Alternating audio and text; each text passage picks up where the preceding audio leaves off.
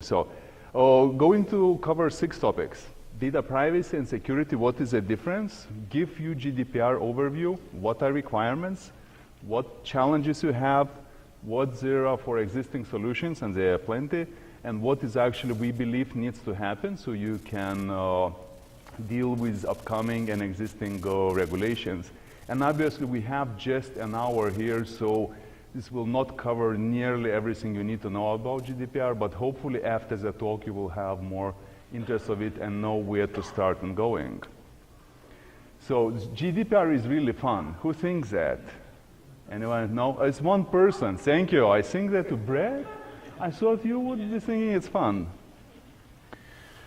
So, and I want to, before we're going into deeper into talk, I want to ask, who knows here about GDPR? Anything? Something? Just a little? Just a little bit. You have heard about it. Okay. So how many of you actually think that your business needs GDPR? Okay, a handful. And so how many of you now who thinks you need, how many of you are preparing? Okay. And how many will be ready by the end of next month? Okay.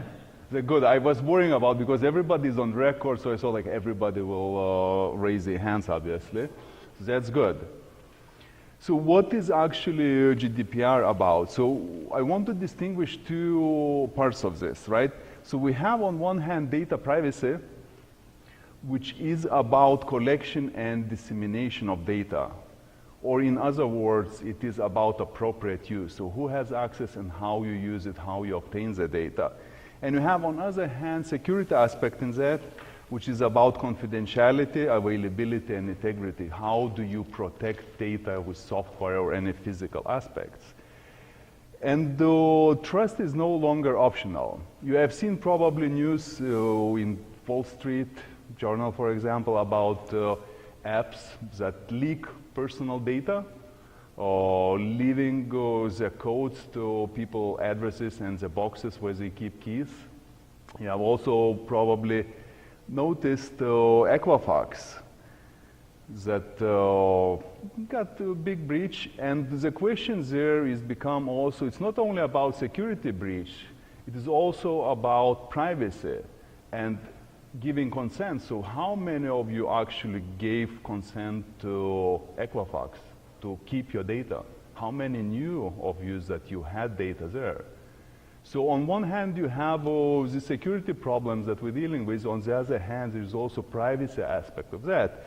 And as a taste of what GDPR is coming, Facebook recently was fined with 250,000 euros per day until they delete data that they collected without any consent. And this is kind of European Union warming up before GDPR will come into play. So while I'm using this fancy acronym GDPR, let us talk about what does it actually is. So traditionally, the regulations have been applied to companies that operate under geographical jurisdiction of it. So today, in the cyber-physical world, where you can sell to anybody in the world from another part of it, European Union is coming out with the regulations that apply on the people who are geographically located in European Union.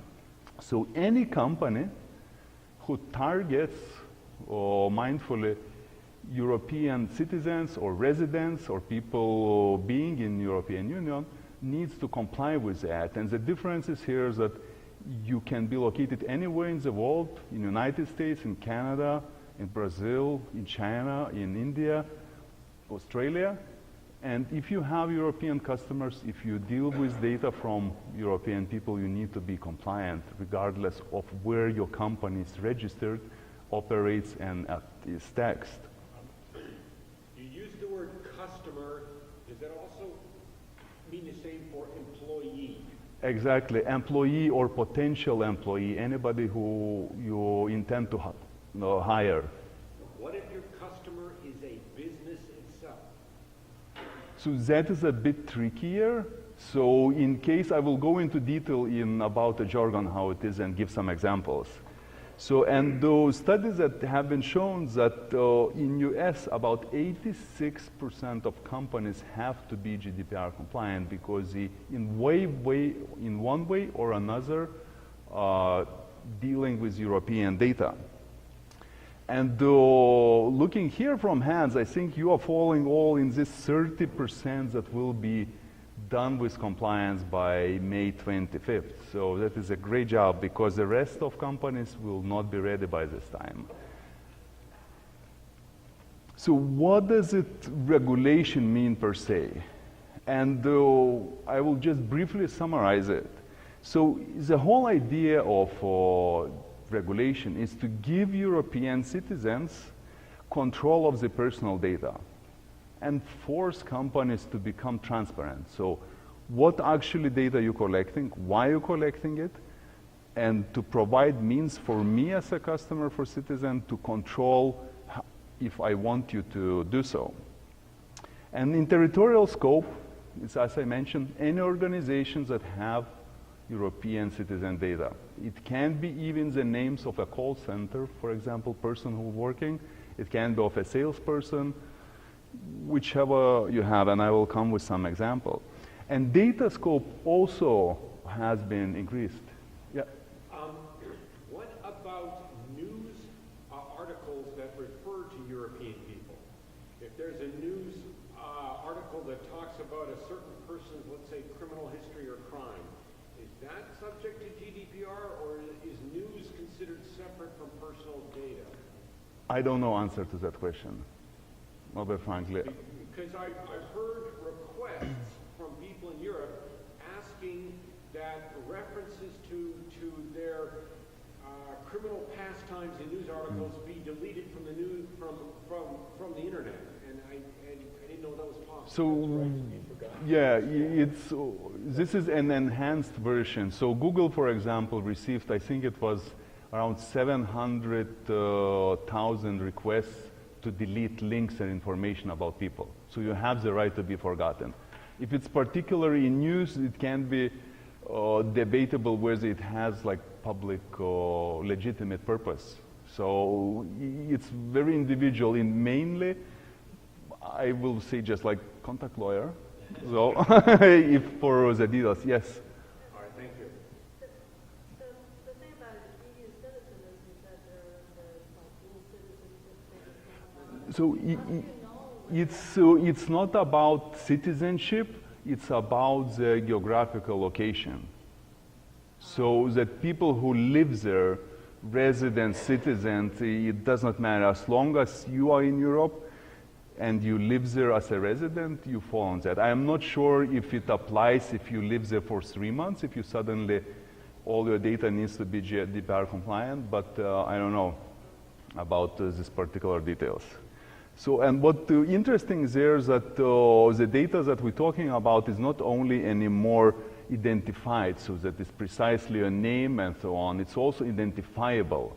So any reference that can be put together leading to understanding who this person is becomes under the scope of GDPR, such as IP addresses, for example, is considered identifiable, or any third-party persistent tracking cookies and so on that you can do with that. Is that standard published for what they consider identifiable, or is that still to be tested? Oh, I did not. Sorry, is there a published, do they have a published standard on Oh, everything is visible.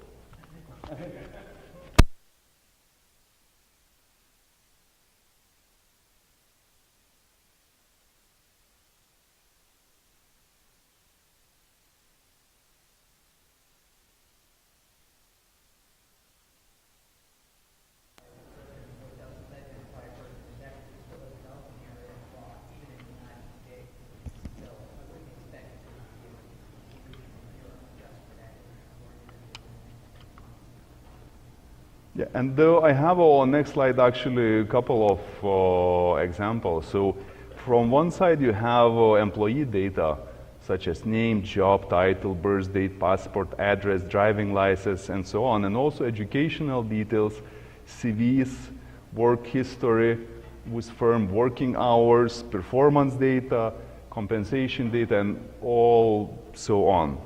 And from customers, you have everything from name, phone numbers, email, billing, shipping, contractual details, and in principle, a lot of everything that we collect is identifiable. Most of that. Right, and we have kind of, to put it into perspective, there are 4 types of players. So we have data subject, is a person who is actually getting mined by data, or customer, if you refer. We have controller, so this is the entity who is engaging with the end user and collecting this data for some particular purpose. We have also the third actor that is added, is a processor. And this can be a company, analytics company, like for example, if I am using on website some analytical tools, some tracking cookies, this is a processor in the regulations names. Or if I am outsourcing some of the data processing for marketing or for machine learning or for whichever events to somebody else. So even if they don't have direct relation to the consumer, but they handle the data, they need to think about GDPR and become compliant. And finally, we have this supervisory authority is the one that will be coming with a stick and looking after that regulations are in place. So, and for example of data subject, so it can be anything from starting from current or former employee, potential job candidates, employee agency contact persons, trainees, shift workers, salespeople, field staff, HR administration staff in locations. It can be employees holding corporate credit cards. It can be customers, suppliers. It's also emergency contact. If you put in somebody's emergency contact there, they are equally data subject. Study participants, if you do marketing studies in European Union, they equally fall under the regulation. And so on. And why you should care? Because penalties are high. It's 20 million euros or 4% of total annual worldwide turnover, plus countries starting coming out now with their own additional fines for not complying in time. So Germany, France, UK. Yes? I know at least one company has talked about just paying the fine. Is there any danger in that? Oh, I think, I don't know, like how much money they can afford to pay. They can afford it. 4%, And